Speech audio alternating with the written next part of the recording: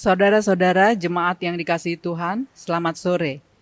Majelis Jemaat GPIB Bethel Bandung mengucapkan selamat beribadah kepada seluruh warga jemaat dan simpatisan dalam ibadah keluarga pada hari Rabu, Minggu ke-21 sesudah Pentakosta. Dan ibadah keluarga pada hari ini bertemakan Singkirkanlah akar pahit itu, berdasarkan bacaan Ibrani 12 ayat 12 sampai 16.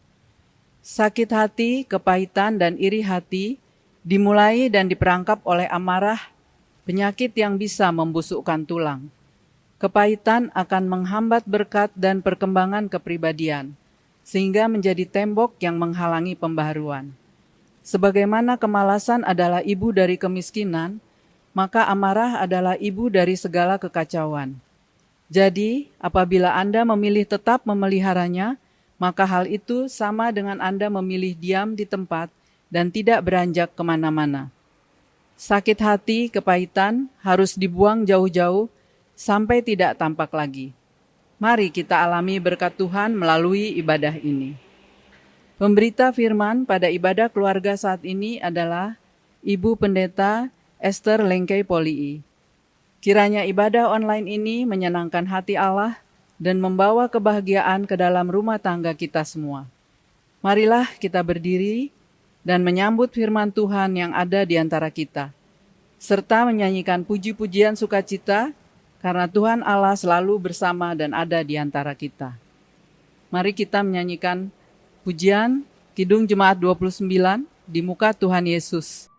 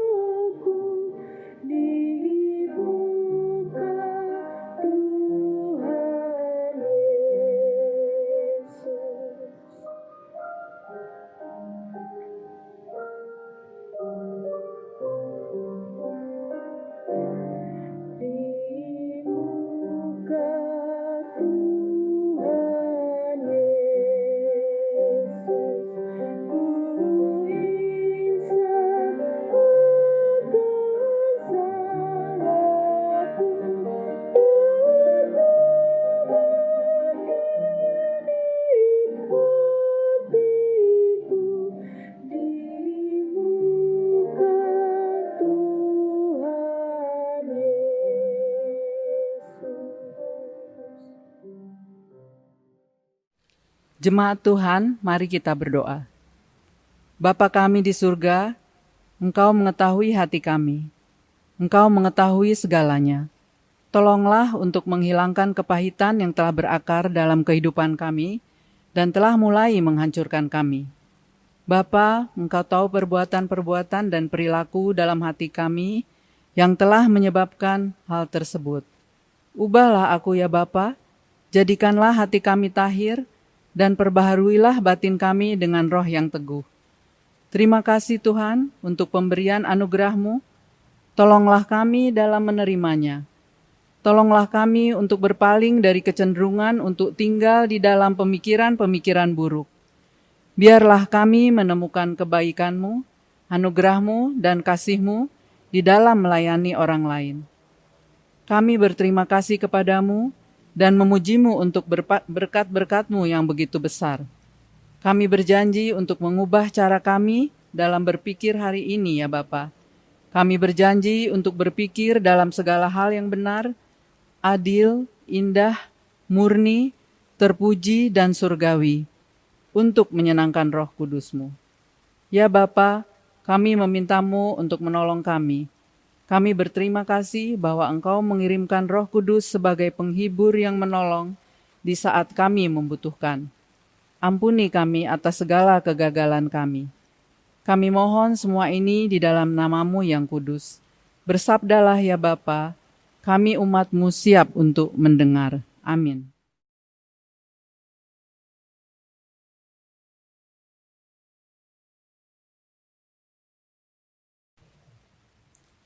Pembacaan Alkitab pada hari ini adalah dari Perjanjian Baru, yaitu Ibrani 12 ayat 12 sampai 16 yang menyatakan, "Sebab itu, kuatkanlah tangan yang lemah dan lutut yang goyah, dan luruskanlah jalan bagi kakimu, sehingga yang pincang jangan terpelecok, tetapi menjadi sembuh. Berusahalah hidup damai dengan semua orang dan kejarlah kekudusan, sebab tanpa kekudusan tidak seorang pun akan melihat Tuhan. Jagalah supaya jangan ada seorang pun menjauhkan diri dari kasih karunia Allah, agar jangan tumbuh akar yang pahit, yang menimbulkan kerusuhan dan yang mencemarkan banyak orang. Janganlah ada orang yang menjadi cabul atau yang mempunyai nafsu yang rendah seperti Esau, yang menjual hak kesulungannya untuk sepiring makanan. Sebab kamu tahu bahwa kemudian ketika ia hendak menerima berkat itu, ia ditolak sebab ia tidak beroleh kesempatan untuk memperbaiki kesalahannya, sekalipun ia mencarinya dengan mencucurkan air mata." Demikian pembacaan kita hari ini. Terpujilah Kristus. Haleluya.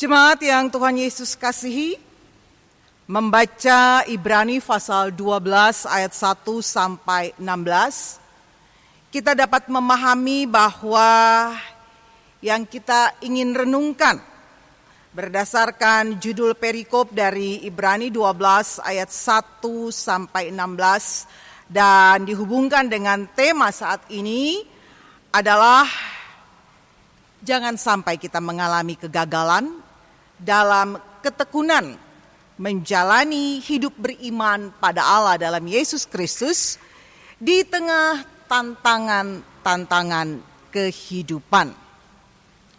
Berangkat dari ayat 12 sampai 16 yang merupakan bacaan kita saat ini, kita menemukan beberapa hal yang harus kita perhatikan agar kita tidak mengalami kegagalan.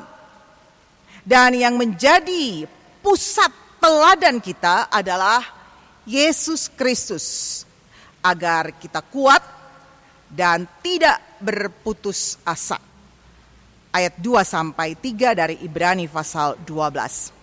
Nah, saudara, mari kita renungkan isi firman yang kita baca sore hari ini. Pertama ayat 12 maksud saya sampai ayat 13 dari Ibrani pasal 12.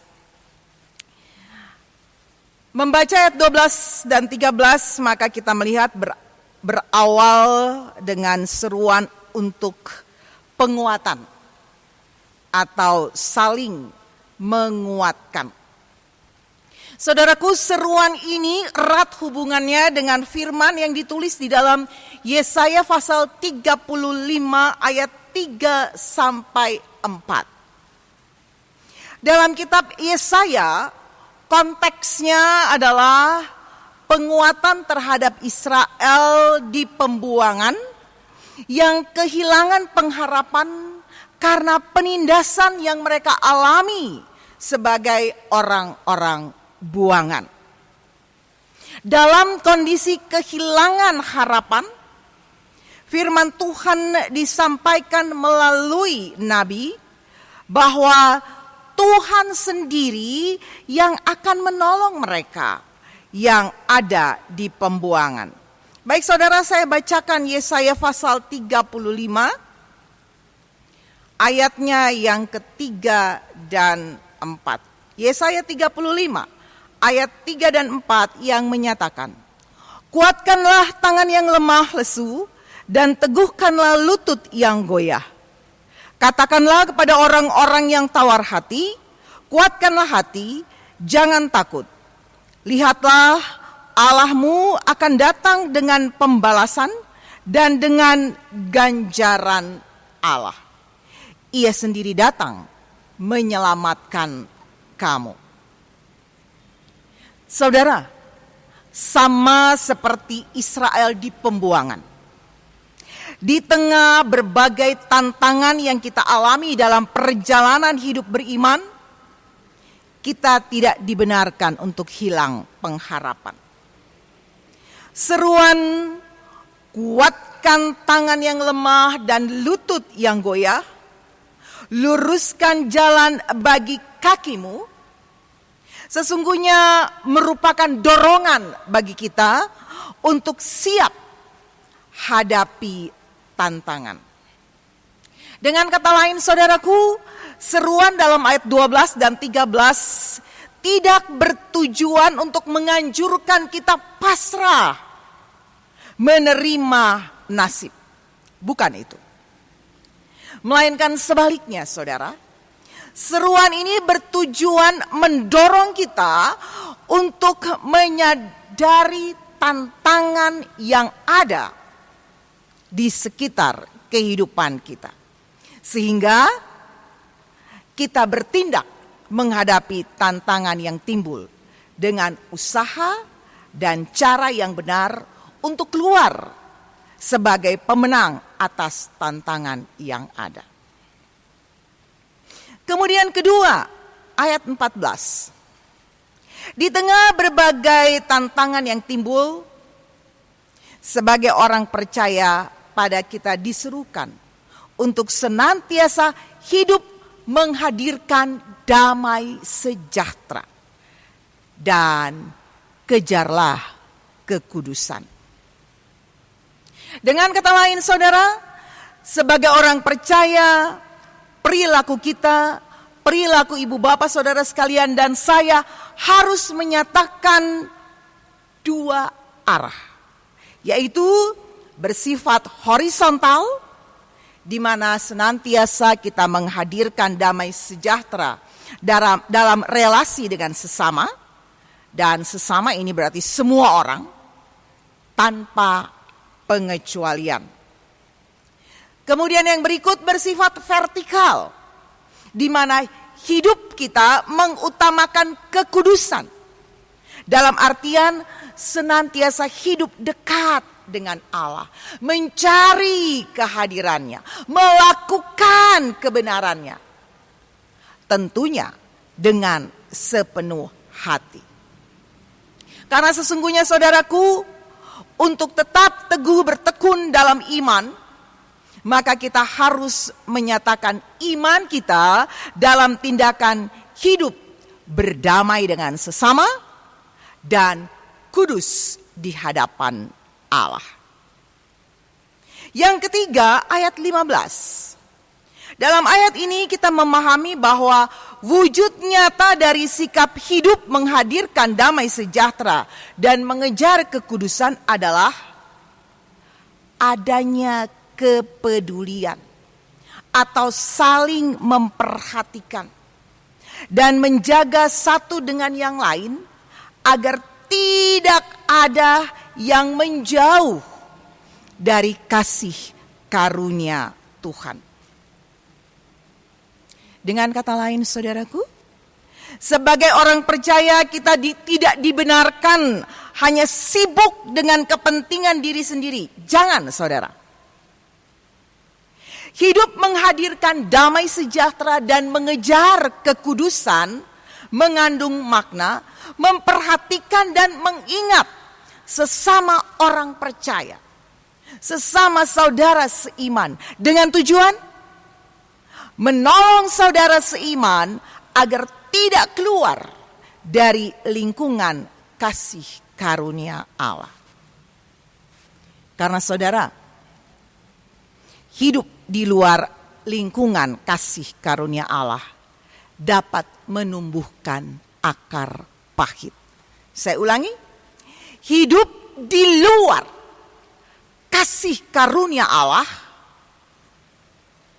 dapat menumbuhkan akar pahit yang menunjuk kepada jiwa dan sikap yang ditandai oleh kebencian, kemarahan, bahkan dendam. Dan sesungguhnya saudara, kasih karunia Allah itu senantiasa ada bagi manusia, ada bagi kita, ada bagi ibu bapak saudara sekalian dan saya. Dan penyertaan Allah tidak pernah jeda sesaat pun dari kehidupan kita. Tapi saudara, sadar atau tidak sadar, manusia, orang percaya, kita bisa terseret jauh dari kasih karunia Allah. Karena apa? Karena ketidaksediaan kita untuk dengan rendah hati mematuhi kehendak Tuhan dalam hidup kita. Akibatnya, jiwa yang menjauh dari kasih karunia Allah menjadi lahan subur bagi tersemainya akar pahit. Dan jika akar pahit tersemai, pada akhirnya dapat menimbulkan kerusuhan di dalam persekutuan. Kita tidak lagi hadir dalam persekutuan untuk membawa damai sejahtera, tapi kehadiran kita dapat menimbulkan perpecahan. Karena apa?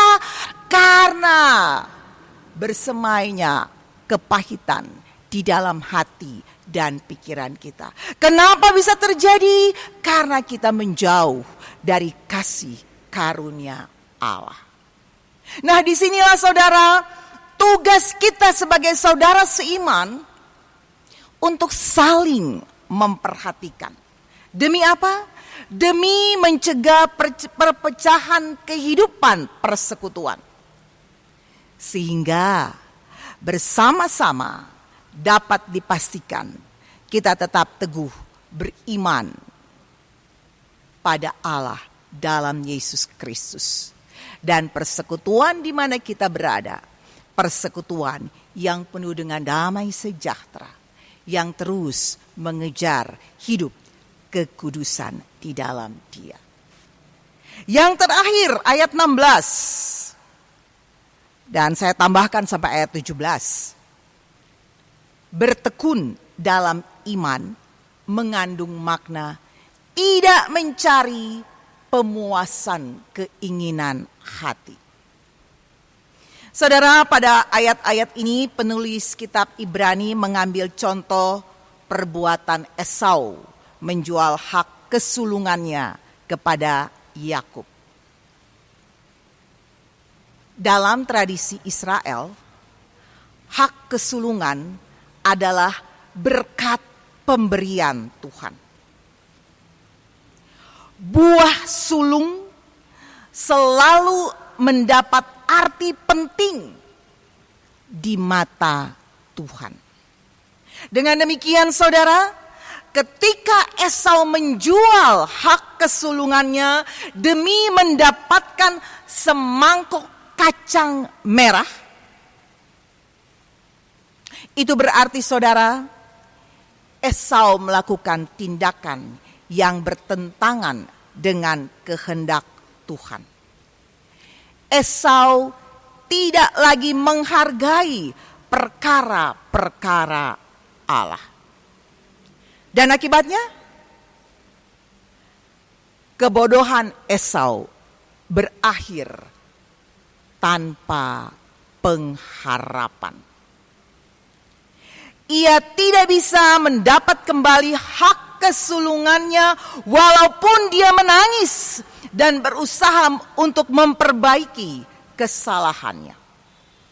Esau sudah menjatuhkan pilihan yang menentukan, yang menetapkan nasibnya, di mana dia lebih mencari pemuasan keinginan hati daripada mempertahankan hak kesulungannya yang adalah berkat pemberian Tuhan. Saudara, pada bagian ini kita sebagai orang percaya diingatkan untuk tidak bertindak bodoh, di mana hanya mencari pemuasan keinginan hati daripada menjaga dan melakukan apa yang Allah kehendaki, apa yang Allah firmankan. Sesungguhnya saudara, ketika kita bersikap tidak menjaga dan tidak melakukan kehendak Allah, itu sama artinya dengan kita menjauhkan diri dari kasih karunia Allah. Itu sama artinya dengan kita gagal bertekun dalam iman. Karenanya, mari kita senantiasa mengingat tugas dan tanggung jawab kita sebagai orang percaya untuk senantiasa hidup, menjaga dan melakukan apa yang menjadi kehendak Allah di dalam Yesus Kristus bagi kita. Apa yang difirmankan Allah di dalam Yesus Kristus melalui Roh Kudus bagi kita. Nah saudara, berangkat dari bacaan kita saat ini, kita didorong untuk menunjukkan sikap sebagai pengikut Kristus yang benar di tengah-tengah tantangan kehidupan beriman yang kita jalani. Dan sebagaimana yang saya katakan di awal tadi, bahwa untuk dapat menunjukkan sikap hidup sebagai pengikut Kristus, maka yang menjadi pusat teladan sikap hidup kita adalah Yesus Kristus sendiri. Sebagaimana yang ditulis atau yang difirmankan dalam Ibrani 12 ayat 2 dan 3. Saya bacakan. Marilah kita melakukannya dengan mata yang tertuju kepada Yesus, yang memimpin kita dalam iman dan yang membawa iman kita itu kepada kesempurnaan, yang dengan mengabaikan kehinaan tekun memikul salib, ganti sukacita yang disediakan bagi Dia yang sekarang duduk di sebelah kanan tahta Allah. Ingatlah selalu akan Dia yang tekun menanggung bantahan yang hebat itu terhadap dirinya dari pihak orang-orang berdosa, supaya jangan kamu menjadi lemah dan putus asa. Saudara, dengan menjadikan Yesus Kristus pusat teladan kita, maka dapat dipastikan ibu bapak saudara sekalian dan saya sanggup untuk saling menguatkan, menghadirkan damai sejahtera dan hidup mengejar kekudusan, saling memperhatikan dan menjaga satu dengan yang lain, dan tidak akan pernah mencari pemuasan untuk keinginan hati. Dan pada akhirnya saudara, kita dapati diri kita tidak akan pernah gagal mempertahankan ketekunan hidup beriman pada Allah dalam Yesus Kristus. Amin. Jemaat, mari kita satukan hati dan pikiran kita berdoa. Bapa, kami mengucap syukur untuk sukacita ibadah rumah tangga yang boleh menjadi bagian kami hari ini. Kami mengucap syukur untuk kebenaran firman-Mu yang sudah dibentangkan bagi kami. Kami mengucap syukur untuk kuasa Roh Kudus yang akan memimpin kami, memampukan kami untuk hidup melakukan kebenaran firman-Mu. Sehingga kami Engkau dapati setia bertekun, beriman pada Allah dalam Yesus Kristus.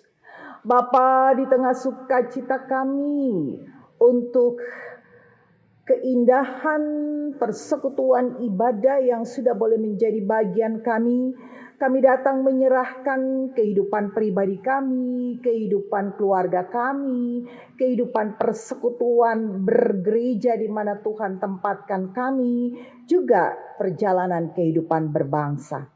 Kami yakin Tuhan, kuasa, pimpinan, pengasihan, dan tuntunan Allah akan terus menjadi bagian kami. Sehingga dalam kami melangkah di tengah-tengah perjalanan kehidupan kami, di tengah perjalanan kehidupan keluarga kami, di tengah perjalanan kehidupan persekutuan bergereja, juga di tengah perjalanan kehidupan berbangsa, kami akan senantiasa mengalami damai sejahtera dan sukacita di dalam Tuhan. Karena kami yakin dan percaya bahwa di balik semua pengalaman kehidupan yang Tuhan izinkan kami alami, kami hadapi, senantiasa ada kuasa kasih dan penyertaan Tuhan yang terus menjadi bagian kami. Kami datang menyerahkan perjalanan bangsa Indonesia ke dalam tangan pengasihan Tuhan. Kami bersyukur untuk hikmat dari Tuhan yang terus menjadi bagian presiden dan wakil presiden kami yang dibantu oleh para menteri. Dan biarlah dengan hikmat yang Tuhan anugerahkan bagi mereka dapat melakukan tugas kepemimpinan mereka dengan baik dan benar untuk menghadirkan kehidupan damai sejahtera bagi bangsa Indonesia. Kami juga menyerahkan pemimpin bangsa kami di tingkat daerah. Tuhan juga beri hikmat bagi mereka Tuhan untuk menjabarkan semua kebijakan yang diambil oleh pimpinan tingkat pusat. Sehingga melalui kepemimpinan mereka di tingkat daerah, seluruh rakyat Indonesia boleh hidup sebagai pelaku dari semua peraturan-peraturan dengan baik dan benar, dengan penuh kerendahan hati dan ketulusan hati. Kami menyerahkan Tuhan akan situasi akhir-akhir ini di tengah bangsa kami. Biarlah roh pemecah belah yang ada berusaha memecah belah bangsa kami mohon biarlah Tuhan sendiri yang menghancurkannya sehingga kehidupan bangsa kami tetap senantiasa mengalami kesatuan yang indah di dalam tuntunan kuasa Tuhan. Kami juga menyerahkan Tuhan keberadaan bangsa kami di masa-masa pandemik ini. Tuhan tolong biarlah semua upaya kesehatan yang dilakukan untuk memutus mata rantai penyebaran virus corona ini sungguh boleh berjalan dengan baik. Sehingga mata rantai penyebaran virus ini boleh segera diputuskan. Dan bawalah bangsa Indonesia, rakyat Indonesia untuk senantiasa hidup dengan pembiasaan yang baru, memperhatikan protokol kesehatan dengan baik dan benar. Sehingga bangsa Indonesia, rakyat Indonesia boleh mengalami perjalanan kehidupan yang penuh dengan sukacita dan keluar dari semua permasalahan, baik itu permasalahan ekonomi, permasalahan politik, permasalahan hukum yang disebabkan karena adanya pandemi COVID-19 ini. Bapa dalam surga, kami juga menyerahkan pemerintah Jawa Barat, khususnya pemerintah Kota Bandung, di mana kami berada. Biarlah hikmat dari Tuhan terus menjadi bagian Gubernur Jawa Barat yang didampingi oleh Wakil Gubernur, juga Wali Kota Bandung yang didampingi oleh Wakil Wali Kota. Biarlah semua mereka dapat menjabarkan kebijakan-kebijakan tingkat pusat di wilayah Jawa Barat dan Kota Bandung, sehingga kami penduduk Jawa Barat, khususnya Kota Bandung, boleh mengalami perjalanan kehidupan yang penuh dengan kerukunan satu dengan yang lain. Kami juga menyerahkan perjalanan kehidupan kami bergereja secara khusus dalam lingkup GPIB dengan semua persiapan sehubungan dengan persidangan yang akan berlangsung. Kami mohon Tuhan memberkati semua persiapan supaya semua dapat berlangsung dengan baik.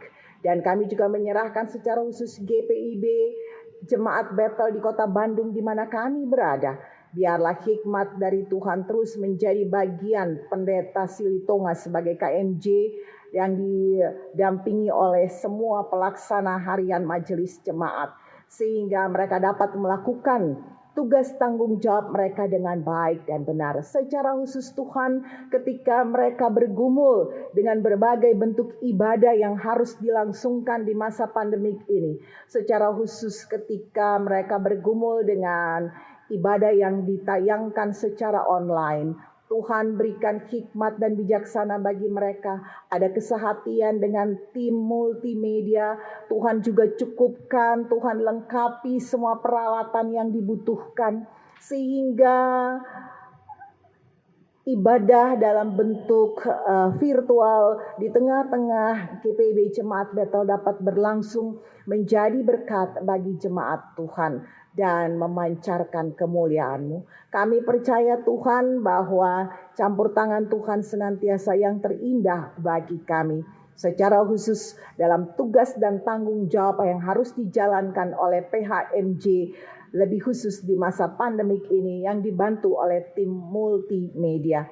Biarlah semua ibadah, baik ibadah rumah tangga maupun ibadah minggu yang harus dijalankan secara virtual dapat berlangsung dengan baik, untuk menjadi berkat bagi jemaat Tuhan yang tidak dapat mengikuti ibadah di rumah ibadah ini. Bapa dalam surga, kami juga berdoa untuk saudara-saudara kami yang sakit, baik yang dirawat di rumah sakit maupun yang dirawat di rumah mereka masing-masing. Biarlah kesembuhan dari Tuhan menjadi bagian mereka melalui pengobatan dan perawatan yang dijalani. Bagi yang dalam proses pemulihan, kami percaya pemulihan sempurna Tuhan sediakan buat mereka. Kami berdoa untuk saudara-saudara kami yang menghadapi berbagai pergumulan dan tantangan, kesulitan hidup secara khusus sebagai dampak dari pandemi COVID-19 ini. Tuhan tolong beri mereka jalan keluar yang terindah, sehingga di dalam jalan keluar yang Tuhan berikan, mereka dapati diri mereka senantiasa tetap bersyukur kepada Tuhan, meyakini bahwa kasih Tuhan tetap menjadi bagian mereka, memampukan mereka menghadapi semua bentuk tantangan, pergumulan, dan kesulitan dalam perjalanan kehidupan ini. Kami juga berdoa untuk mereka yang bersyukur untuk berbagai hal yang Tuhan izinkan dirasakan, dialami dalam kehidupan. Sempurnakanlah ungkapan syukur hati mereka. Kami menyerahkan kehidupan keluarga kami, kehidupan rumah tangga kami. Kami bersyukur Bapa untuk karya Tuhan yang tidak pernah berhenti dalam kehidupan keluarga kami, kehidupan rumah tangga kami. Dan biarlah meyakini hal ini, kami menjadikan hidup keluarga kami, hidup rumah tangga kami sebagai suatu persembahan yang indah di hadapan hadirat-Mu. Kami bersyukur untuk perjalanan kehidupan pribadi kami yang terus kami alami tuntunan Roh Kudus yang membawa kami semakin dekat pada Allah dalam Yesus Kristus. Dan biarlah kami terus senantiasa peka pada pimpinan Roh Kudus dalam hati dan pikiran kami, sehingga kami boleh mengalami kehidupan penuh damai, sejahtera, dan sukacita di dalam Tuhan. Ya Bapa, dalam pengasihan-Mu kami mohon, dengarkanlah doa kami. Peliharakanlah kami dalam Kristus Yesus yang mengajar kami berdoa. Bapa kami yang di sorga, dikuduskanlah nama-Mu. Datanglah kerajaan-Mu, jadilah kehendak-Mu di bumi seperti di sorga. Berikanlah kami pada hari ini makanan kami yang secukupnya. Dan ampunilah kami akan kesalahan kami, seperti kami juga mengampuni orang yang bersalah kepada kami. Dan janganlah membawa kami ke dalam pencobaan, tapi lepaskanlah kami daripada yang jahat.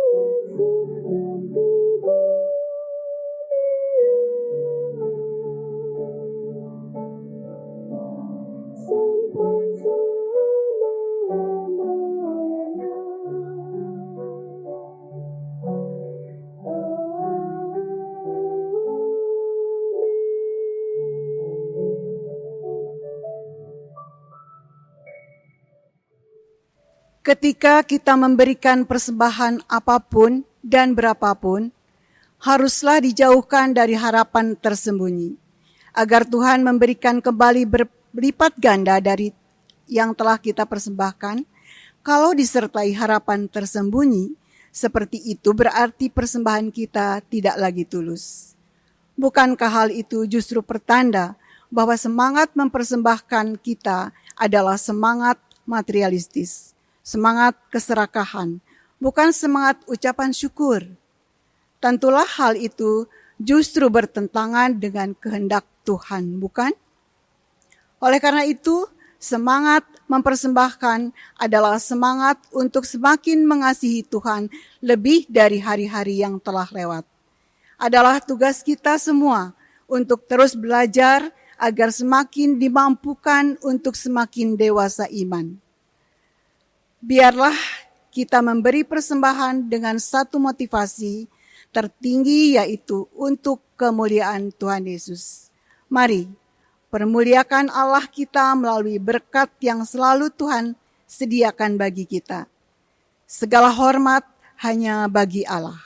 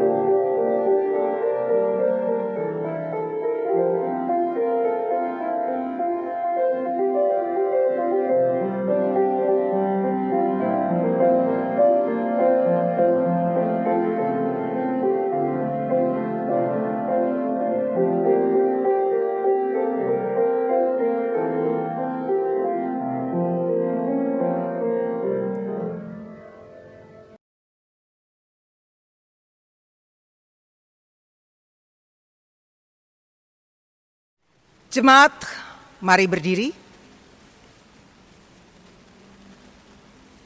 Mari belajar dari pemazmur Daud.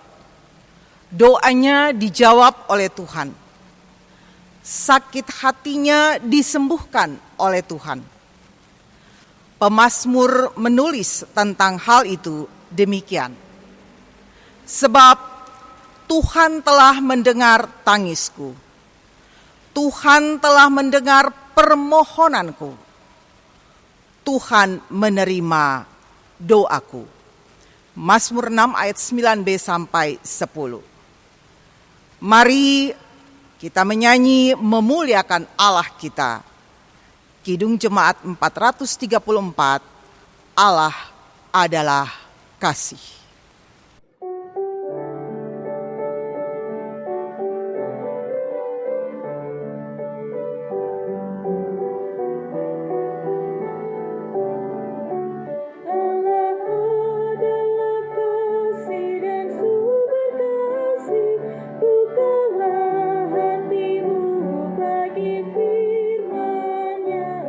Allah adalah kasih dan sumber kasih.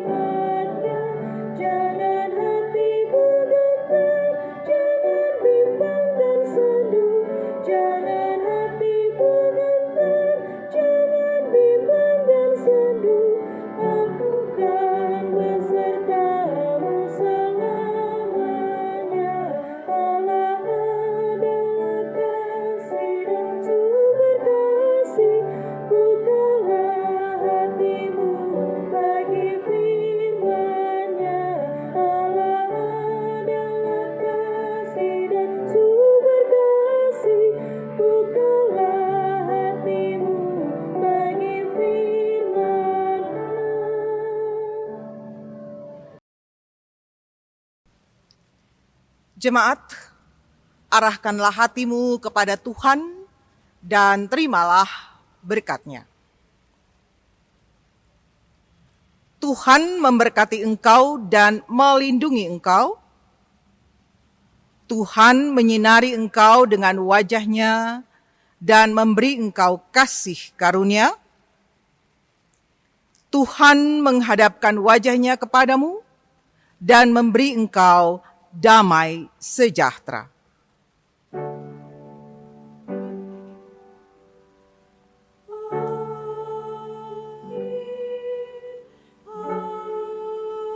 Amin.